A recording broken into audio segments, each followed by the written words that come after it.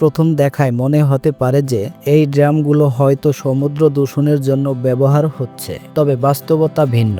এগুলো স্থানীয় ব্যবসা বাণিজ্যের জন্য কাজে লাগানো হচ্ছে, যেখানে শাকসবজি এবং ফলমূলের বিনিময়ে এই ড্রামগুলো লেনদেন করা হয়। এখানকার পরিস্থিতি এমন যে দুবাইয়ের কিছু স্থানীয় লোকজন প্রচুর পরিমাণে শাকসবজি এবং ফলমূল নিয়ে এসেছে, বিনিময়ে তারা চায় 50টি খালি ড্রাম। তবে এখানে একটি সমস্যার সৃষ্টি হয়েছে। তাদের ব্যবহৃত নৌকাটি খুবই ছোট, যাতে মাত্র 14টি ড্রাম বহন করা সম্ভব। তাই তারা প্রস্তাব দিয়েছে বাকি ড্রামগুলো সমুদ্রের পানিতে রেখে দেওয়া হোক, পরে তারা নিজেরাই সেগুলো তুলে নেবে। এই ড্রামগুলোর আর্থিক মূল্য কম নয়। প্রতিটি ড্রাম স্থানীয় ব্যবসায়ীরা 3,500 টাকারও বেশি দামে বিক্রি করতে পারে। এটি তাদের জন্য একটি লাভজনক চুক্তি। অন্যদিকে যদি এই ড্রামগুলো কার্গো শিপের মাধ্যমে বন্দরে নিয়ে যাওয়া হতো, তাহলে এগুলোকে আবর্জনা